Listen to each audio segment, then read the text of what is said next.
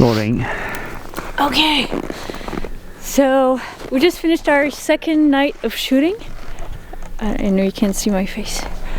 It's currently minus 10 Celsius, which is, I don't know. Cold. Cold. It's cold. And I think the main thing with that is that our fingers get frozen. I don't know for you, but for me it's like For me, instantaneously. yes. Yeah, you wanted to hold it like this. I'm cold. So yeah, any manipulation becomes much harder. I feel really clumsy. Even talking now, I feel like I have Okay, trouble. let's get out of here. We'll Yeah. continue in the studio or somewhere else. Can you do that again? Breathe? Do you see? No, I'm not sure.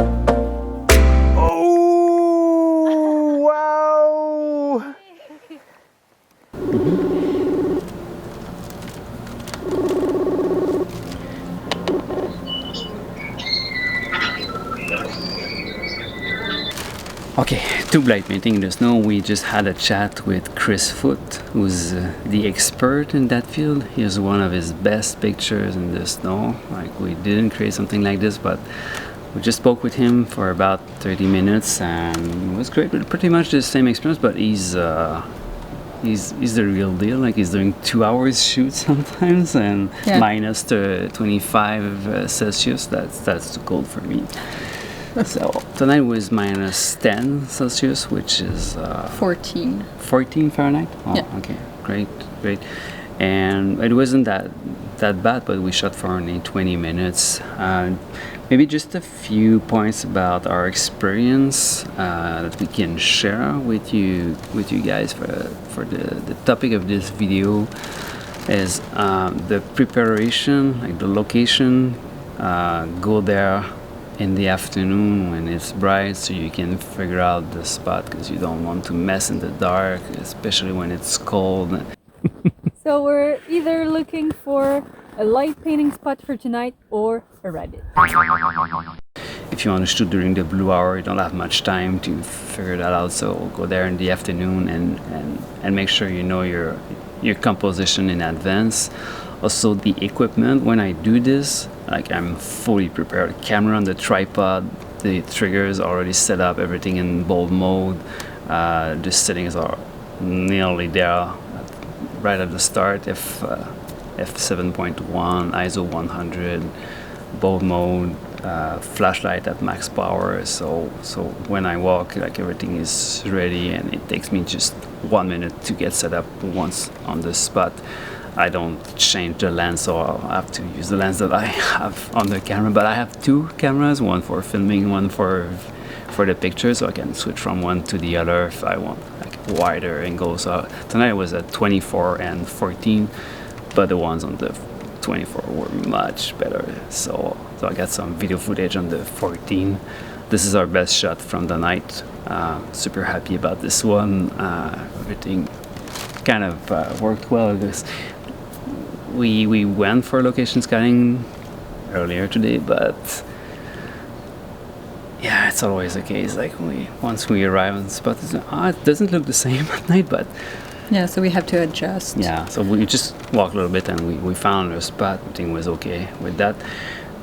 The tubes also, I knew which ones I would use tonight, so I had the Milky White and the gold one, so I put a cap on both because I knew I needed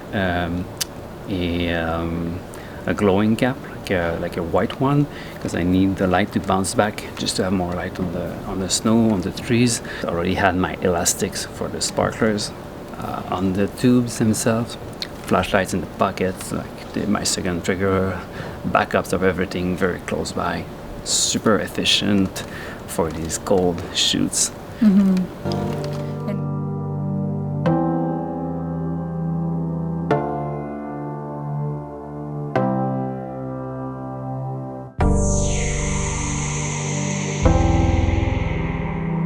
Like, we already have I think we know what to talk about, but I was just wondering, like, your experience, do you have any tricks for the Yeah. community? I've definitely noticed that your lens can freeze up over time depending on the temperature. So I've noticed that you can get those little hand warmer packs that you like kind of pop. Yeah, we use that. Yeah, and you kind of wrap that around the lens with an elastic or a Velcro or something like that, just to keep the lens into a decent temperature, just so it's not freezing up and stuff. But I think a lot of the times I'm more worried about the people I'm going with, just making sure that, you know, the girl that I'm with is warm and stuff. You know, that's my top priority at times, is mostly safety for her, just because, you know, a lot of the times I have pants on, I have a jacket, I have all the things, and she's, you know, I'm sure you know, you're bearing down, right? So that's for sure, safety for the model is probably my top priority, I would say. And for the subject, like for the model, we said it before, but I would say like what you want to stay dry, that's for sure. And layers, more layers. So the colder it is, obviously the more layers I put on myself. Then you want to stay fully dressed up for as long as possible. So you want to stay warm until really last minute.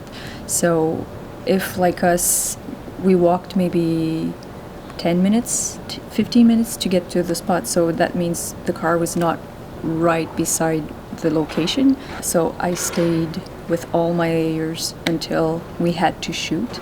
And I always keep some layers close by, either like behind me, under the dress, anywhere really handy so I can just grab it and cover myself up anytime Eric has to go back to the camera. Otherwise, like if it's really cold and you are next to the car, then it would be like stay in the car for as long as possible. And that's what Chris said as well. Like that's what he does when he shoots at minus 20 or minus whatever 30 Celsius. One more thing about snow, what was it? Depending on like how much snow there is, sometimes you could sink when you have snow up to your knees. So you can use cardboard, I guess, so you can have something on which you're not sinking too much. But just ask your model to sit on the snow. It worked once, we did it. Yeah, it does. Yeah. Is that it? I have two one more thing. Two one more thing. It's about safety, like safety of the model and safety of whoever is like the team, the light painter, everyone is there. Yeah, so I guess choosing the location, having in mind that you'll have to go back. It seems obvious, but the thing is, like, after a while, once you're cold, if you have to walk for 45 minutes more, then, you know, it can at some point become dangerous depending on the conditions. So, yeah, especially if you're wet, if you got snow in your boots.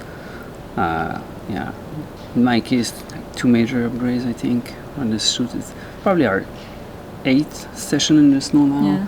And so I use water boots, and I put my pants on top of them, so I didn't have any snow inside my boots this time. It was like a major difference. So I guess like all of these things can be applied to any shoot, right? So it's basically to be really well prepared. That would be like the baseline, and to be safe in this preparation, like to keep in mind safety. But you have to keep in mind that it's going to be really short.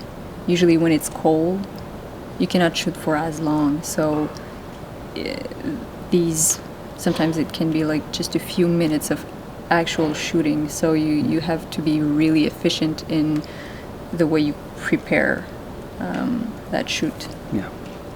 Okay, let's go back in the snow now. Okay. Was that the plan? No. The plan was go back to sleep.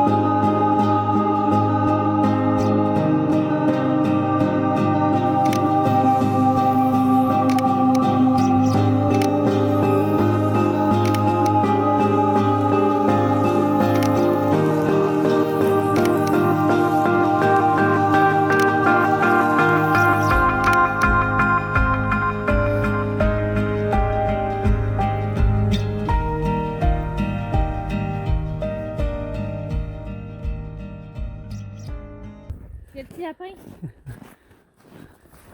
Tu veux faire des petites oreilles?